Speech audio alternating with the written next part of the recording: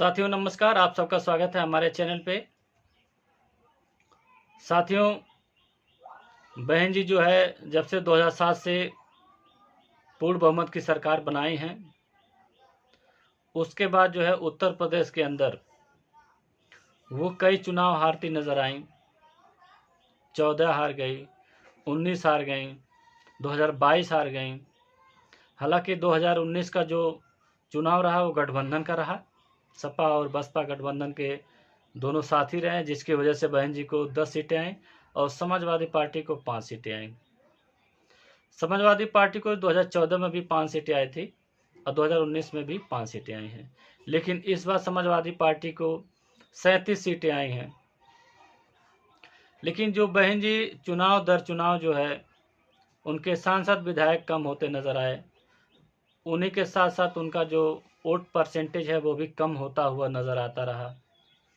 इस बार तो जो लोकसभा का चुनाव हुआ है 2024 का, उसमें लगभग जो मीडिया के द्वारा बताया जा रहा है वो 9 और 10% के आसपास बताया जा रहा है। तो साथियों, बहन जी ने एक प्रेस विज्ञप्ति जारी करके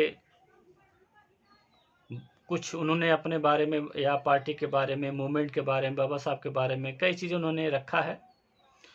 लेकिन जो उसमें मेन इम्पोर्टेंट बात है, लास्ट में उन्होंने कहा है कि हम जो है इतने मुसलमानों को टिकट दिए। उनके कहने का मतलब यही था कि हम इतने मुसलमानों को टिकट दिए और मुसलमान जो है हमको उतना वोट नहीं दिया, और आने वाले समय में अब बहुत सोच विचार करके जो है उनको टिकट दिया जाएगा।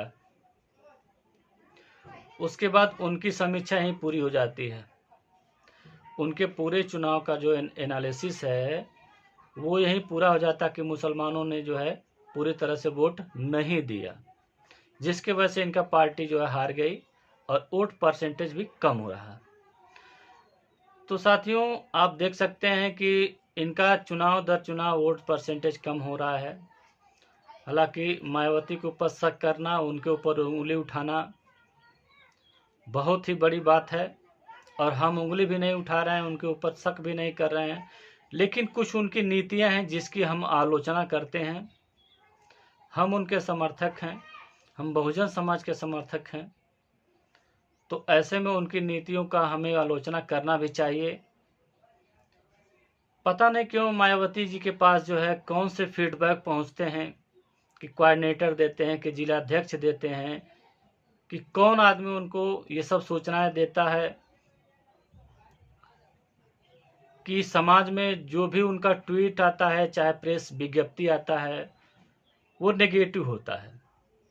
वो पॉजिटिव कम ही देखने को मिलता है अगर पार्टी मूवमेंट के हिसाब से देखा जाए तो। वही कारण है कि विपक्ष इनके ऊपर जो आरोप लगाते रहे हैं कि बहन जी बीजेपी की बी टीम है। कई मौक़ों पे उनका जो ट्वीट आया है उससे ये विपक्ष जो है उनके ऊपर आरोप लगाता रहा और कामयाब भी हो गया कि बहन जी बीजेपी की बी टीम है। ये टैग जो है मायावती अपने ऊपर से हटा भी नहीं पाई। लेकिन क्या मायावती जी का एनालिसिस सही है? उन्होंने 2 लाइन में सिर्फ लिख दिया कि हम इतने लोग को टिकट दिए मुसलमान भाइयों को, और मुसलमान भाई जो है हमको जो है उतना वोट नहीं दिए। ये उनका आकलन सही है कि नहीं सही है, आप लोग कमेंट्स में ज़रूर बताइएगा। लेकिन आपसे ये भी कहना चाहेंगे कि इस बीच चुनाव में या चुनाव ख़त्म होने के बाद बीच चुनाव में आकाश आनंद को उन्होंने क्यों निकाल दिया, महत्वपूर्ण पदों से क्यों उन्हें बाहर कर दिया? बीच चुनाव में दिल्ली के प्रदेश अध्यक्ष सुजीत सम्राट को उन्होंने क्यों निकाल दिया? खैर, निकालने का तो प्रक्रिया वो अलग से हम आपको वीडियो बनाएंगे। और जो बात कर रहे थे कि मुसलमानों के ऊपर, तो उनका ठिकरा जो है वो मुसलमानों के ऊपर फूटा है, मिला जुला करके अगर देखा जाए तो मुस्लिम मतदाताओं के ऊपर खास करके। तो साथियों, आपसे बताना चाहते हैं कि जम्मू के अंदर कभी कभी जो है 4-4 विधायक हुआ करते थे। जम्मू कश्मीर में नहीं, जम्मू के अंदर आज एक विधायक नहीं है और वोट परसेंटेज भी निचले स्तर पे है। पंजाब की बात करते हैं, पंजाब में वहाँ मुस्लिम मतदाता नहीं है। पंजाब में कभी सांसद और अपोजिशन में भी बहुजन समाज पार्टी बैठती रही है, नेता विपक्ष की भूमिका जो है निभाती रही है। चूंकि पंजाब से साहब कांशीराम चल के आए थे, हालांकि प्रभाव सबसे ज़्यादा उत्तर प्रदेश के अंदर हुआ, लेकिन पंजाब से चल कर के आए थे साहब कांशीराम। तो पंजाब में भी एक मजबूत स्थिति थी। वहाँ भी अब आज के समय में एक भी विधायक नहीं है, एक भी सांसद नहीं है, और साथ साथ वहाँ के वोट परसेंटेज गिर गया है, तो वहाँ भी तो मुसलमान नहीं है। आगे आइए, हरियाणा में आ जाइए। हरियाणा में भी उतनी तादाद में जो है मुस्लिम मतदाता नहीं है। हरियाणा में बहुजन समाज पार्टी के सांसद होते थे, विधायक होते थे। आज ना एक सांसद है, ना एक विधायक है। वोट परसेंटेज भी इनका काफ़ी नीचे स्तर पे आ गया है। दिल्ली की बात करते हैं, दिल्ली का एक समय ऐसा आया था, वहाँ पे सांसद होते थे, विधायक होते थे, नगर निगम चुनाव में भी इनकी अच्छी भागीदारी होती थी। और 2007 और 9 के बीच में हमने देखा 7 से लेकर के 12 तक का जो बीच का कार्यकाल रहा है, इन्हीं बीच में बहुजन समाज पार्टी का जो दिल्ली के अंदर वोट रहा लगभग 14% वोट था। और आज का इनका परफॉर्मेंस देख लीजिए कि कितना परसेंटेज वोट नीचे गिरा है। तो क्या ये मुस्लिम मतदाताओं की वजह से हुआ है? मध्य प्रदेश में कभी कभी 11-11 विधायक हुआ करते थे, आज एक भी नहीं है। वहाँ का वोट परसेंटेज देख लीजिए कि वहाँ भी मुसलमान ही दोषी हैं। राजस्थान में देख लीजिए, पहले कितना वोट परसेंटेज था, कितने विधायक हुआ करते थे। इस बार तो अलग बात है, हालांकि 2 विधायक जीते हैं, लेकिन वोट परसेंटेज देखिए कितना नीचे आ गया है। उत्तराखंड में सांसद और विधायक हुआ करते थे, हालांकि अभी भी एक विधायक और बाकी हैं, चूँकि एक विधायक का मृत्यु हो चुकी है, तो 2 विधायक वहाँ भी जीते हैं, जिसकी वजह से बहुजन समाज पार्टी का जो है नेशनल दर्जा अभी भी बाकी है, नेशनल पार्टी का। वहाँ भी उत्तराखंड के अंदर देख लीजिए वोट परसेंटेज गिरा हुआ है। छत्तीसगढ़ में देख लीजिए, वहाँ का वोट परसेंटेज गिरा है। आप देख लीजिए, आंध्र प्रदेश के अंदर भी बहुजन समाज पार्टी के विधायक हुआ करते थे, वोट परसेंटेज ठीक ठाक था। अब का वोट परसेंट देख लीजिए। कर्नाटका में भी बहुजन समाज पार्टी के एक विधायक हमारी जानकारी में जीते हुए थे, वहाँ भी वोट परसेंट ठीक ठाक था। वहाँ भी बहुजन समाज पार्टी इस समय बहुत निचले स्तर पे है। हमने देखा तमिलनाडु में भी एक विधायक जीते थे बहुजन समाज पार्टी की तरफ से, नाम तो मुझे नहीं याद है, लेकिन वहाँ का जो वोट परसेंटेज था, आज का वोट परसेंटेज देख लीजिए किस स्तर पे है। आपका महाराष्ट्र में देख लीजिए, वहाँ भी अच्छा खासा परफॉर्मेंस रहा है बहुजन समाज पार्टी का। क्योंकि उत्तर प्रदेश के बाद जो है महाराष्ट्र में बहुजन समाज पार्टी का काफ़ी जो है जनाधार रहा है, क्योंकि वहाँ पे बाबा साहब को मानने वाले बहुत लोग हैं। उसी मूवमेंट की कड़ी में जो बहुजन समाज पार्टी भी वहाँ एक अच्छा खासा वोट लेती थी।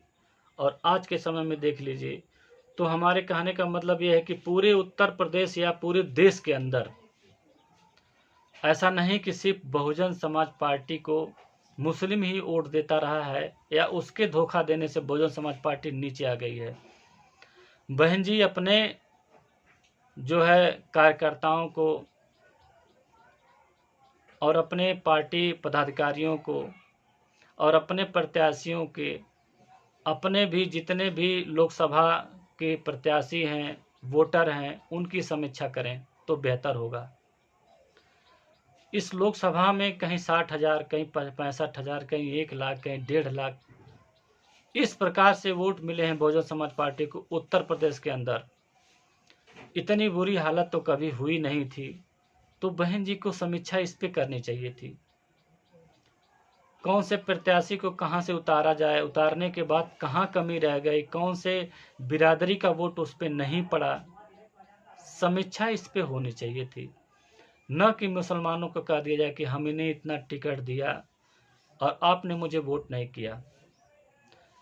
कोई भी नागरिक हुआ, किसी भी जाति और धर्म का हो, आपको लुभाने की ज़रूरत है, आपको वोट लेना है, क्योंकि स्वतंत्र नागरिक का वोट कहीं भी देने का अधिकार है, आप सभी को पता है। आपने कोई एहसान नहीं कर दिया कि 22-23 लोग को आपने टिकट दे दिया, तो इसी वजह से मुस्लिम समाज आपकी तरफ चला जाएगा। आपको मजबूत विपक्ष बनना पड़ेगा। आपके जो सत्ता पक्ष में बैठे लोग हैं उनके खिलाफ जो है आपको तल्ख टिप्पणी करनी पड़ेगी। आपको आक्रामक तरीके से जनता के बीच में आना पड़ेगा ताकि जनता नोटिस करे कि बहुजन समाज पार्टी के जो लीडर हैं वो काफ़ी जो है आक्रामक तरीके से सत्ता पक्ष के लोग को प्रहार कर रही हैं।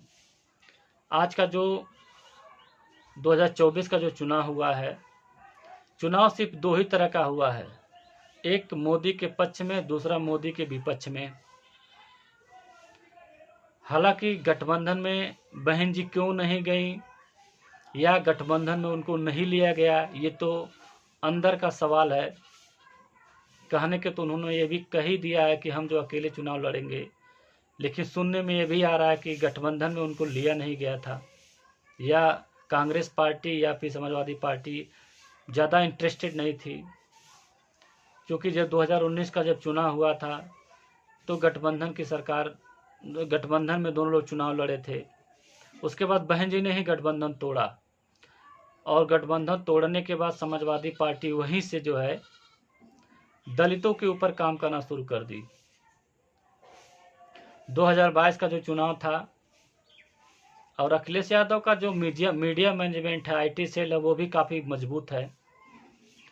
अगर वो मजबूत नहीं होती तो ये परसेप्शन बनाने में वो कामयाब नहीं हो पाते कि जो है बहन जी बीजेपी की बी टीम है और भारतीय जनता पार्टी से कोई पार्टी लड़े तो वो है जो समाजवादी पार्टी। ये परसेप्शन बनाने में अखिलेश यादव कामयाब हुए और कितनी चतुराई से उन्होंने जो है बहुजन समाज का जो कोर वोटर है, दलित वोटर है, जाटव है, नॉन जाटव है, सबका वोट उन्होंने लेकर के जो है एक इतिहास रच दिया 2024 के लोकसभा चुनाव में। 2022 का जब चुनाव हुआ तो उसमें परसेप्शन अखिलेश यादव ने बनाया कि भारतीय जनता पार्टी से कोई लड़ रही है तो वो सिर्फ समाजवादी पार्टी है।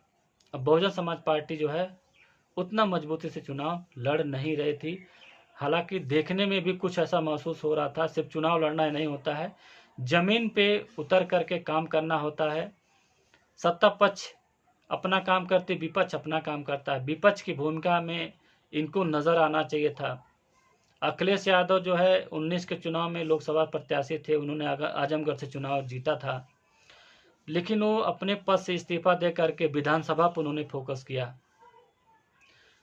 जिसका परिणाम हुआ कि 2022 में अखिलेश यादव के 111 विधायक जीत करके आए और बहुजन समाज पार्टी के सिर्फ एक विधायक जीते। हालांकि वोट परसेंट में गिरावट हुआ, लेकिन फिर भी 12 से 13% के बीच में बहुजन समाज पार्टी का वोट रहा है।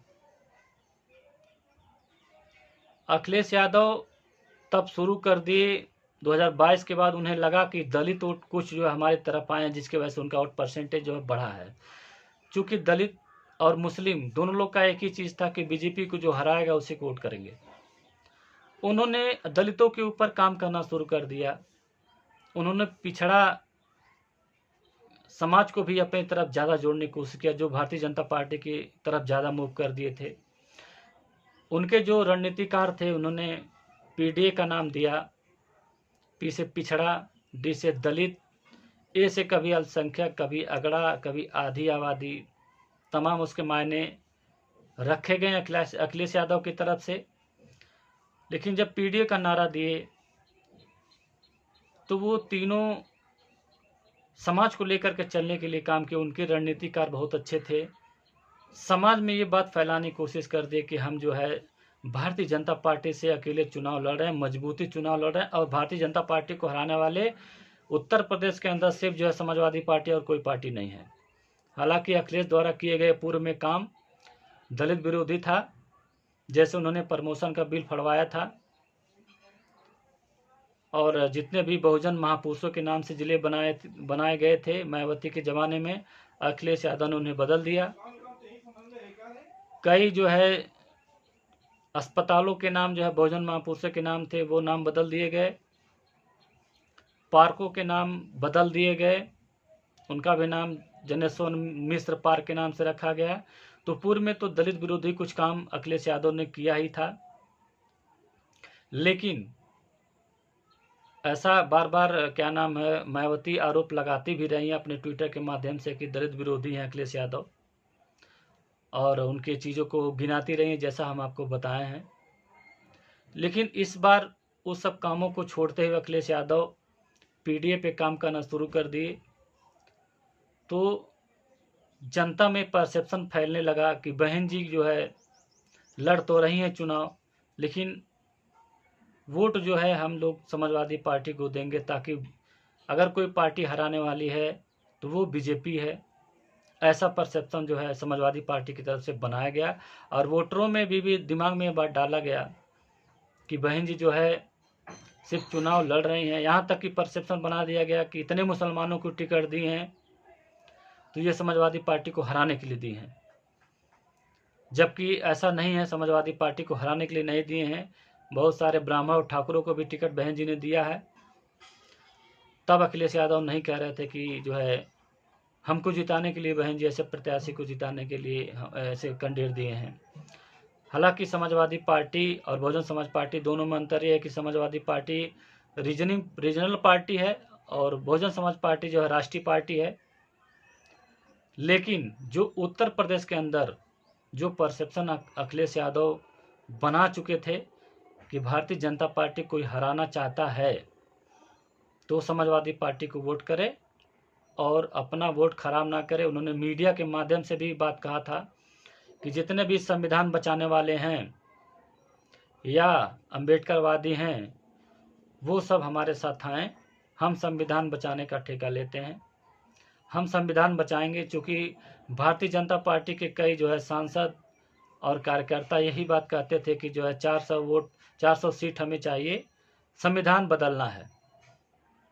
इस बात से नाराज होकर के वोटर और जनता का मूड भांपते हुए अखिलेश यादव ने यह कहा दिया कि संविधान ये लोग खत्म कर देंगे अगर इनको सीटें ज़्यादा जाएंगी तो, जिसका वजह यह हुआ कि जो मायावती का कोर वोटर है, दलित वोटर, जाटव नॉन जाटव, पिछड़ा अति पिछड़ा, सभी लोग जो है समाजवादी पार्टी को वोट कर दिए, जिसकी वजह से अखिलेश यादव उत्तर प्रदेश के अंदर 37 सीटें जीत करके तहलका मचा दिए।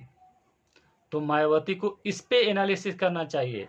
उनका मीडिया सेल नहीं है, आईटी सेल नहीं है, मीडिया मैनेजमेंट नहीं है, कोऑर्डिनेटरों द्वारा जो फीडबैक उनको मिलता है वो उस पर समीक्षा करनी चाहिए।